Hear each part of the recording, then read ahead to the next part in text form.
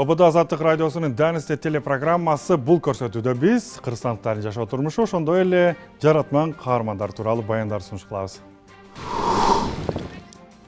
Баткендик демилгелүү жаштар эс алган элди таштандыларды жыйнап кетүүгө үндөп жатышат.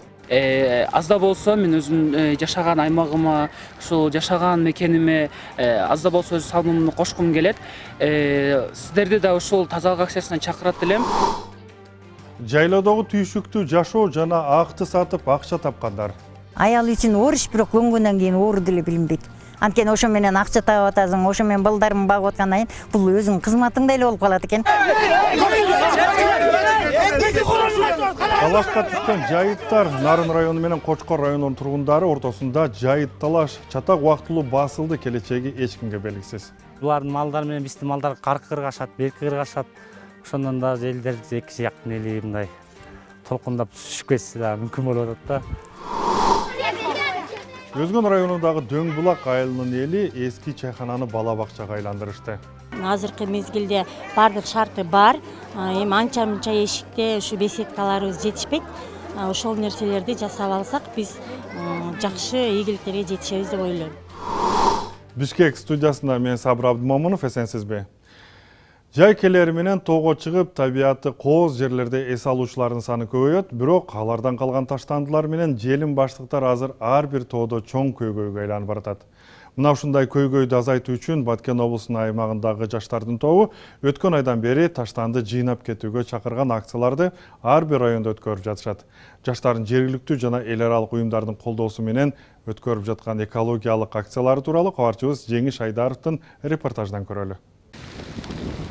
Баткен облус аймагында жаштардын башын бириктирип, ар кандай демилгелерди ишке ашыра баштаган Айгүл Тоо жаштар бирикмеси жай алды менен Баткен облусунун табияты кооз, элдер көп эс алууга барган жайларын таштандылардан тазалоо акциясын уюштурду. Жаштар демилгесин жер-жерде жергиликтүү бийлик да колдоого алып кетти. Атайын жаштардан куралган ыктыярчылар алыскы жана жакынкы табиятта эс алуучулар көп барган жайларга чыгып, таштандыларды тазалоо менен жергиликтүүлөр жана эс алуучулар арасында түшүндүрүү чараларын жүргүздү. Академик коомдук фондунун колдоосу менен жана туризм министрлигинин биринен 10га чейинки туристтерди кызыктырган аймактарда тазалык акцияларын өткөрүү боюнча жарлыгы чыккан. Бүгүн бул жерде жергиликтүү тургундар жана волонтерлор, жаштар, кайдыгер карабаган жалпы жарандардын катышуусунда чоң масштабтагы тазалык акциялары өтүп, бүгүн бир 20 тоннага жакын жалпы таштандылар чыгарылды. Булар бир гана таштандын топтоо эле тим болбостон бул жерде түшүндүрүү иштерин жүргүзүшөт. Бул жердеги биздин ошол таштан салуучу баштыктарды, колкаптарды дагы ушул жердеги жашаган, жайлоодо жашаган, жайлоо туризмине ыңгайлашкан жерлерде таштап кетебиз. Алар ушул таштанды салуучу баштыктарды алып туруп, ушул жерге келген конокторго ошо таштанды салуучу баштыктарды таркатып, таштандысыз Кыргызстан же таза Кыргызстан деген ураанын негизинде ушулар таштап кетишет. Аймактагы тоо этектеринде, жайлоолордо эл көп эс алган жайлардын дээрлик баарында ыктыярчылар менен уюштурулган тазалык акциясы учурунда тонналаган эле таштандылар чыгарылды. Ыктыярчы жаштар табиятты сактайбыз, жаратылышты коргойбуз. Бул пикирди коомчулукка да жайылтабыз деп чогулушкан. Мен бул тазалык акциясына чыккандын бирден бир себеби бул аз да болсо мен өзүм жашаган аймагыма, ушул жашаган мекениме аз да болсо өз салымымды кошкум келет. Сиздерди да ушул тазалык акциясына чакырат элем. Бул биздин Манас осуятынын 7 осуятында деле бар, жаратылышты көздүн карегиндей сактоо. Барыңыздарды ушул идеология менен жашоого чакырам. Бул тазалык, бул имандын жарым бөлүгү. Буга чейин жер-жерлерде өкмөттүн, облустук жетекчиликтин буйруктарына ылайык көрктөндүрүүнүн 3 айлыгы өтүп келген. Бирок мында мамлекеттик мекеме ишканалардын кызматкерлери, студенттер менен муниципалдык кызматкерлер жол жээктерин, парктар менен айыл шаарларда ишембиликтерди өткөрүп турушкан. Бирок тоо аралап табиятта мындай иш-чара биринчи жолу. Мамлекеттик мекемелердин өкүлдөрүнөн да акцияны колдоп чыккандары болду. 100 чакырымдай тоо арасында турган Кайыңды жайлоосун тазалоого чыккан облустук акимчиликтин кызматкерлери жакшы демилгени андан ары улантууну ниет кылып турушат. Жаратылышты, экологияны таза сактоо максатында биз ушул бүгүн айлана чөйрөнү тазалоо акциясына чыктык. Биздин максат ушул жаратылышыбызды, ушундай жакшы жаратылышыбызды келечек муунга таза, жакшы, бузулбаган калыпта өткөрүп берүү. Бул акция, мындай демилге, мындай иш-чаралар мындан ары дагы токтоосуз уланат деген ишеничтебиз. Облустун дээрлик бардык аймактарында уюштурулган тазалык иш-чарасы ушуну менен эле токтоп калбай, бир аз убакыттан кийин дагы уланып, коомчулуктун көңүлүн буруу үчүн ар түрдүү флешмобдор менен коштолмокчу. Жеңиш Айдаров, Азаттык, Баткен. Баткен жергесинен салкын төрүкенен суусамыр өрөөнүн өтөлү жайлоодо таң саарлап очокко чай кайнатуу, бээ менен уйларды саап кымыз жасоо сыяктуу күнүмдүк түйшүктү этибарга албаган малчылардын жашоосу кызыган кез. Бирок алар жайлоодо отуруп эле акча тапканды жакшы өздөштүрүп бара жатышат. Кабарчыбыз Руслан Калматов Жалал Абад, Талас жана Чүйлүк малчылардын мына ушундай турмушун видеого түшүрүп келди.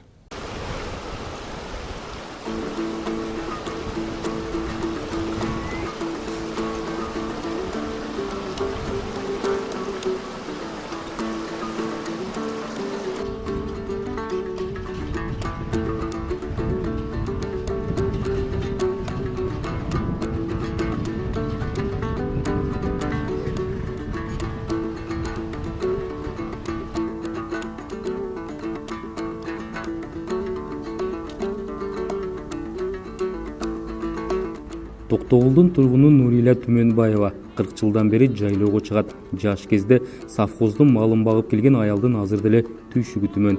Керээлди күнү кечке таң саарлап учокко чай кайнатуу, бээ менен уйларды саап кымыз бышмай менен алек. Быйыл 2 жылы бээ 8 саан уйду тейлеп жатышат.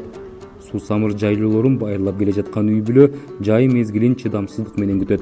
Күнүмдүк тирилик түгөнбөгөнү менен жаратылыш койнунда таза абада киши чарчаганын эле билбей жүрө берет дейт Түмөнбаева. Бизге түйшүгү деле билинбейт, эми түйшүк болот дечи, жан жайт, малын качат, анан ошого көнүп калсам керек.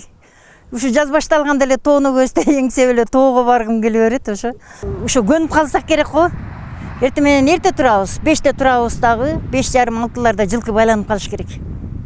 Жылкы келгенче мен уйду саап коем. Анан кийин кулун байлашам кайра. Анан неберелерим менен кайра улам 2 саатта, 1,5 саатта саап туруш керек да. Антпесе ийип өзү агып түшүп калат. Качан дем аласың? Кечинде дем алам.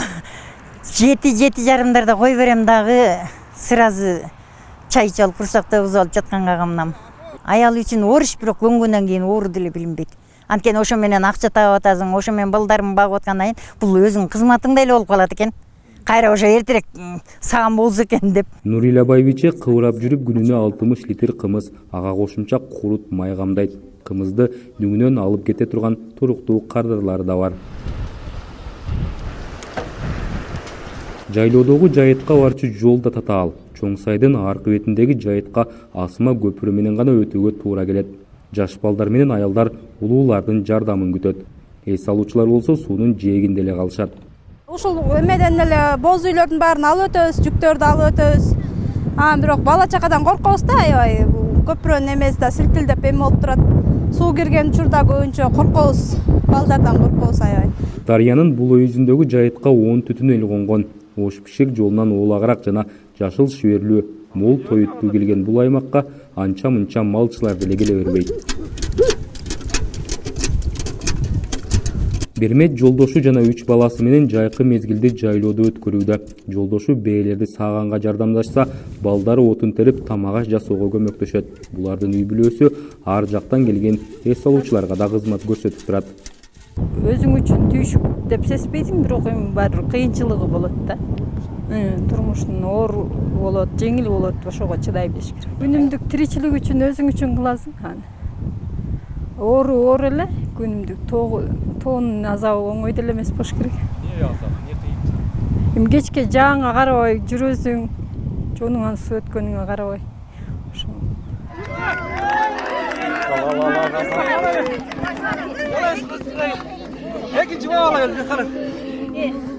Бул күнү малчылардын башы бир жерге бирикти.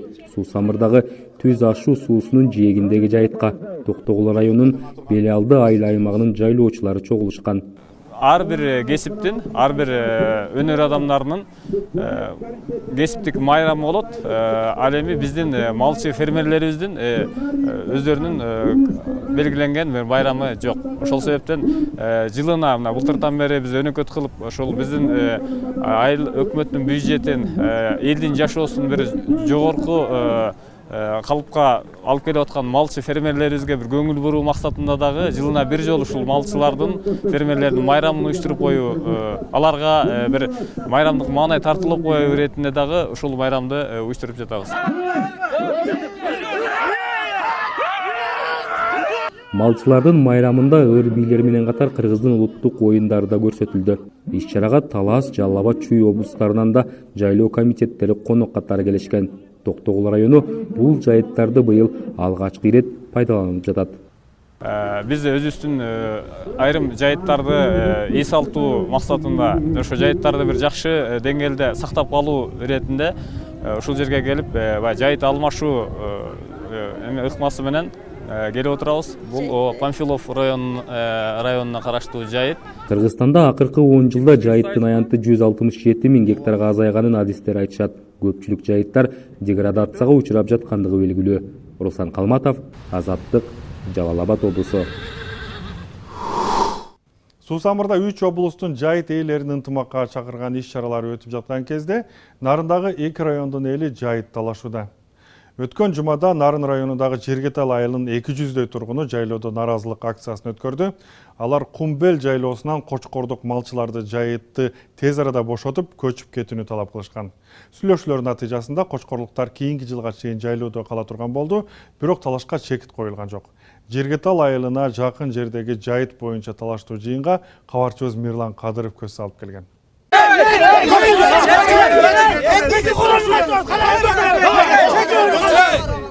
Жергеталдыктар Кочкорлук малчылардын жайытты бошотуусун талап кылып жатат. Биздин Семетайбай аким, onu губернатор деп тааныйбызбы? Тааныйбыз. Анан ушуларга баарыбыз келип ушулардан угалы деп атабызбы? Анан булар өзүнүн сөзүнө турбаса эмнеге коебузбуз? Буга быйыл Кумбел жайлоосуна Кочкор районунан 10 малчы 3000дей майда жандыгы жана 500 чукул бодо малы менен көчүп келет деген сөздөр себеп болгон. Азыр Кочкорлук 2 малчы мал жантыгы менен жайлоого келген. Наразылардын үнүн укканы келген облустук бийлик чогулгандарга мыйзамды түшүндүрүүнүн аракетин кылышты. Мен жана да айтып атам. Милиция, аким, эл бир болсок, биз маселе чечебиз азыр. Азыр бир болбой булар акырын баарын сөткө тартып, силер бизге моюн бербей, маданияттан чыгып, мен дагы накалдан бийликке салсам эчтеге чечпейбиз. Мен кандай кыласам, эмеле могул айтсам, муну талап атасыңар эми. Ат үчүндүк ушундай болуп атат. Ошол 4 корону батырыш керек болуп атат, мен түз эле айтайын.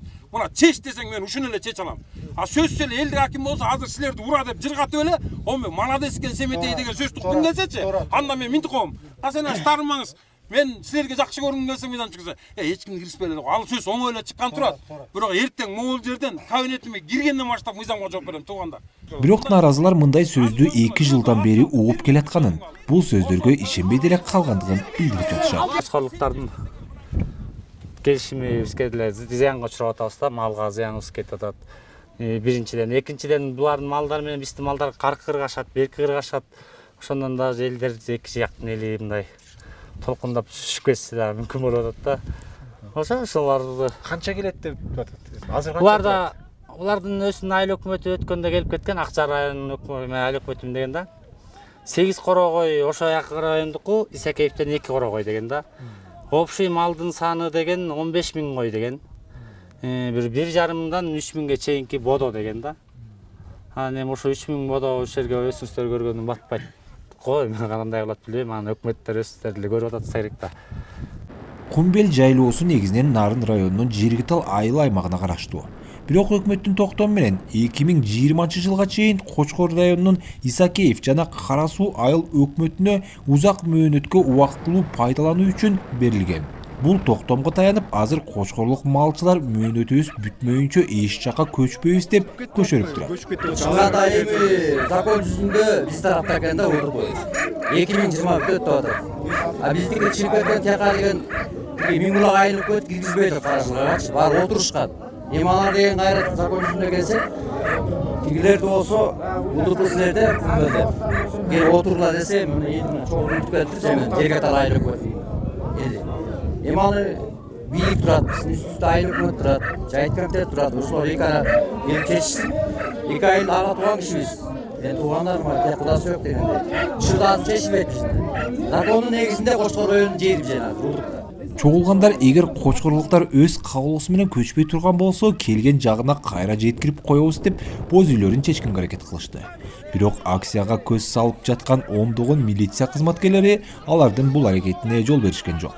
Жыйынтыгында Кочкордон келген 2 малчы ушул жайдын аягына чейин кум белге жайлап кетүүгө жергеталдыктар макул болушту. Мындай жайытталаш маселеси бир гана Жергетал айылы менен Кочкор районунун арасында эмес. Жумгал, Актала райондорунда дагы Коч боюнча кылууда. Азыр эми ушул мына Каракучурдагы азыр Миң булак менен Кочкор анан бул жерде болуп атат да. Өткөндө жанагы мен айтпадымбы, Соңкөлдө болгон Жумгал менен Кочкордун ортосунда. Эми ал жердеги маселени чечтик.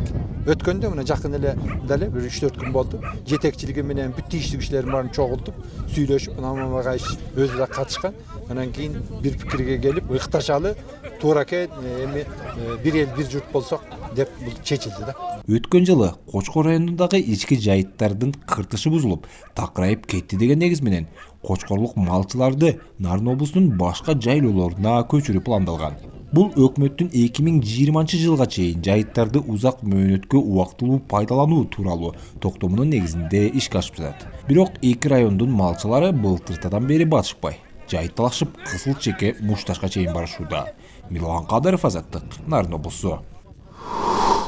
Кызыктуу каармандар болсо ошондой эле көйгөйлүү темалар болсо бизге сунуштаңыздар 0550 988 755 бул биздин WhatsApp номер. Азаттык социалдык тармактарда.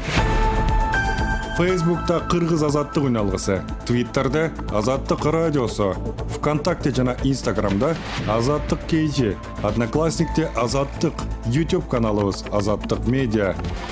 Бардык жаңылыктар, видео жана уктуруулар сиздин алакарыңызда. Ободо Азаттыктын данисте берүүсү көрсөтүүнү оштон келген видео баян менен улантайын. Өзгөн районуна караштуу Дөң булак айылында жергиликтүү эл Союздан калган эски чайхананы өз демилгеси менен бала бакчага айландырышты. Буга чейин бир да бала бакча көрбөгөн айылдагы бакча 60 балага ылайыкталыптыр. Кененирээк кабарчыбыз Медербек Ниязалиевдин баянында. Бул Өзгөн районунун Дөң булак айылындагы эски чайхананын жаңыланган имараты. 30 жыл мурун ашар менен курулган чайханада аксакалдар чай ичип баарлашкан болсо, эми наристе күлкүсү жаңырат. Эски чайхананы айылдын эли жеке менчикке бербей, айыл өкмөтүнүн балансында кармап, өз демилгелери менен каражат жыйнап 60 орундуу бала бакчага айландырышты. 86-жылы, 87-жылы ашар жолу менен курулган чайхана болгон экен. Биз буну ошол өкмөттүн балансына өткөрүп берип, бала бакчага өзгөрттүк. Бала бакчаны курдук. Азыркы мезгилде бардык шарты бар. Эми анча-мынча эшикте ушу беседкаларыбыз жетишпейт. Ошол нерселерди жасап алсак, биз жакшы ийгиликтерге жетишебиз деп ойлойм. Буга чейин Дөң булак айылында бир да бала бакча болгон эмес. Айылдын эли балдарын Өзгөн шаарындагы бала бакчаларга ташып, же үйдө өздөрү кароого мажбур болушкан. Мисалы мен 3 балам, 3-чү балам тең шаарга алып барып элем, күйөөм иште, мен да иштеймин. Саар мени алып барып, кечине кайра алып кетет элек да, центр жака алып барабыз бала бакчагачы. Эми быйыл акыркы балам, кичине 3-чү балам быйыл мектепке чыгат, Куда калса эми ушу эмебиз чоңоюп калса ушул жерге берем деп ниет кылдым. Эң азында 3-төн 4төн ушундай балдар бар да. Жаш келиндерден эми 1ден 2ден, бирок балдары чоңоюп калды да. Эми азыр жакшы болду. Сентябрга чейин 2 ай болсо дагы, 3 ай болсо дагы балдарыбыз садикке келип, кичине тарбияланып, анан мектепке барышат да. Дөң булак айыл аймагында жалпысынан 17500 кал жашайт. Айылдын негизги өзөгүн түрк улутундагы эл түзөт. Жергиликтүү элдин айтуусунда алар кыргыз, өзбек улутундагы кошуналар менен ынтымакта кыз алып, кыз беришип жашап келишет. Негизинен биздин мына ушу Дөң булак айыл өкмөтү Союз малында биз эч кандай мектепте курулган эмес экен, бала бакча курулган эмес да. Али мал кана сарайда курулган экен да. Бир типовой мектеп болгон эмес. Мына бүгүнкү күндө 2 типовой мектеп бүтүрдүк. Өзгөрүш айынан мына Бакмал айына. Мына ушу 4-чү бала бакчабыз айыл өкмөтүнөн 340 миң акча бөлдүк. Агахан фондунан 830 миң, анан жалпы элден 800 миң акча топтолуп, жалпысы 1 миллион 900 миңге бүгүн бакча бүттү. Дөң булак айылынын тургундарынын да учурда миграцияда жүргөндөрү көп. Алардын убактылуу калтырып кеткен балдарын чоң ата, чоң эне, таята, таянелер карап отургандары четтен чыгат. Ошондуктан бала бакчанын ачылышы чоң ата, чоң энелерге да кыйла жардам болду. Небере багып турабыз бу жерде айылыбыздачы. Бардыгыбыз беребиз, аябай кубанычтабыз ачылганга. Мен колумда азыр бирөө эле неберем бар. Калгандары ата энеси менен ошо Россия немасында жүрөт. Аларым келсе берем ушу бакчага. Жаңы ачылган Жыргалай балдар бакчасы 60 орунду. Балдар азырынча 2 кичүү жана ортоңку тайпада тарбияланышат. Балдарды тарбиячылар жана мугалимдер менен билим берүү жана илим министрлиги камсыздайт. Медер Ниязалиев, Азаттык, Ош. Көрсөтүүнү маданий тема менен улантайын. Кыргыз эл жазуучусу, сценарист жана режиссер Мар Байжиев Александр Островскийдин «Сепсиз кыз» спектаклин азыркы учурга ылайыктап сахнага алып чыкты. Спектакльде Абдулас Малдыбаев атындагы опера жана балет театрынын артисттери ойношту. Көрүүчүлөр оюнда орус драматургунун 19-кылымда жазган драмасы аркылуу кыргыз интеллигенциясынын бүгүнкү аянычтуу абалы чебер чагылдырылган деп баалашты. Музыкалык спектакльге кабарчыбыз Захирбек Ажыматов барып келген.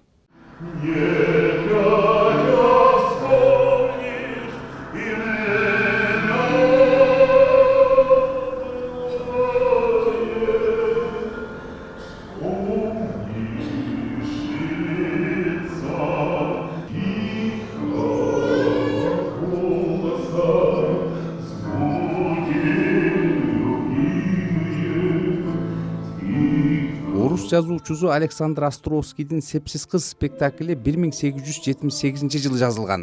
Аны көрүнүктүү адабиятчы Ташим Байжиев 1947 жылы кыргызчалаган. Бирок 60 жылдарга чейин бул чыгарма сахнага чыккан эмес. Анткени Ташим Байжиев сталиндик куугунтукка кабылып 1952 жылы түрмөдө каза болгон. Ал эми аны актоо тууралуу чечим 1955 жылы чыккан. «Сепсиз кыз» 60 жылдардан баштап сахнада кайра коюлган спектакльдердин бирине айланып, кезинде башкы ролдорду Бакен Кыдыкеева баштаган чыгаан актерлор ойноп турган.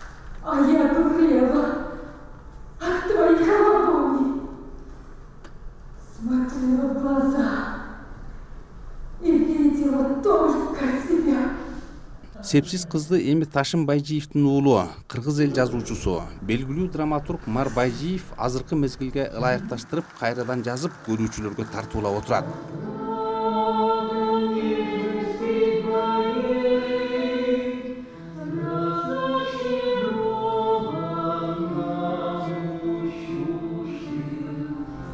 Спектакльде образ жараткан артисттер драмалык актерлор эмес, опералык ырчылар. Оюн бул жагынан да өзгөчөлөнүп турду.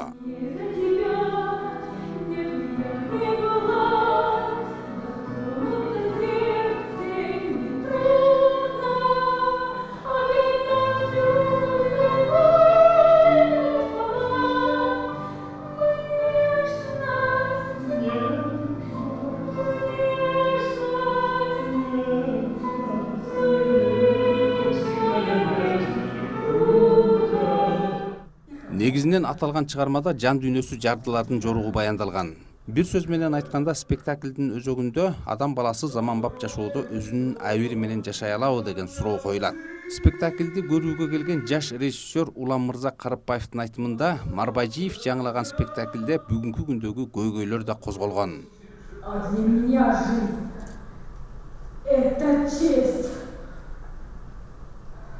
Мисалы үчүн жанагы мурун театр болчу дейт. Мурун бул жер маданий очок болчу, азыр болсо кафе болуп калды деп атат. Ошол жана Карандышев аягында өлүп атпайбы? Ошол биздин интеллигенциянын бир представители, көрүнүктүү бир өкүлү болуп турат да. Ошол көрүнүктүү өкүлү Карандышев аягында, Островскийде мындай эмес, Островскийде Карандышев Ларисаны өлтүрөт.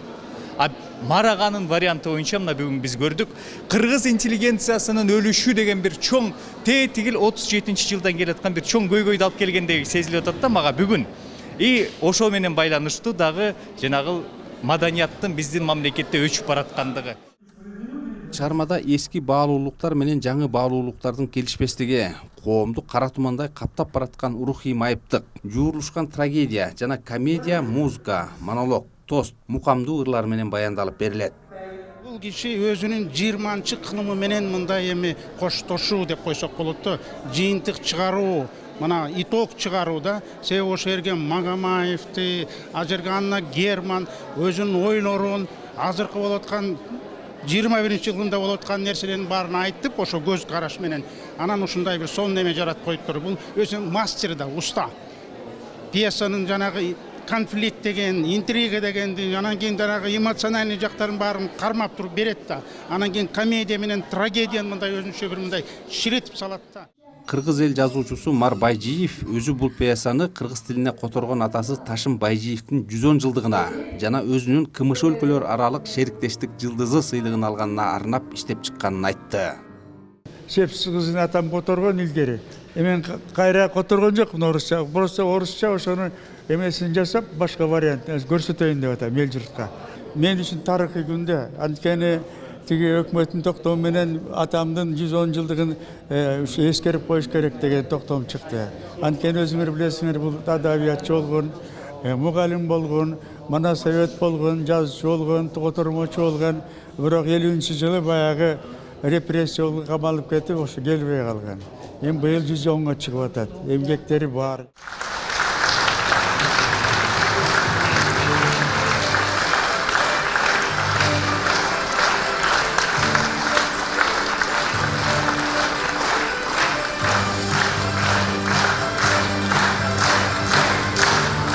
Байжиевке шериктештик жылдызы берилгени быйыл май айында Түркмөнстанда өткөн КМШ өлкөлөрүнүн чыгармачыл интеллигенциясынын 14-форумунда жарыяланган. Аны Маданият, маалымат жана туризм министри Азамат Жаманкулов 25-июнда тапшырды. Аталган наамга 2018 жылдагы жыйынтык менен КМШ өлкөлөрүнүн 11 илим жана маданият ишмерлери ээ болгон. Кыргыз жазуучусу Мар Байжиевке ал сыйлык адабият жаатында жасаган эмгеги үчүн берилди. Прозаик, драматург, кино сценарийчи Мар Байжиев быйыл 84 жашта. Ал балдар бойго жеткенде Эр намысы, ар бир үйдө майрам, кыз күйөө, 6-күнү кечинде, узак сапардагы поезд баштаган бир топ пьесаларды жазган. Байжиевдин сценарийи боюнча Агыл Бирстин тукуму, Алтын күз баштаган бир топ тасмалар тартылып, драмалары ар кайсы өлкөнүн 200дөн ашык театрларында коюлган. Зайырбек Ажматов, Азаттык, Бишкек. Ушул баяндар бүгүнкү чыгарылыштын мазмунун түздү. Бир аздан соң биздин көрсөтүүбүз YouTube'дагы каналыбызга, ошондой эле сайтыбызга жарыяланат. Студияда мен Сабыр Абдымомунов болдум. Кийинки дүйшөмгө чейин эсен туруңуз.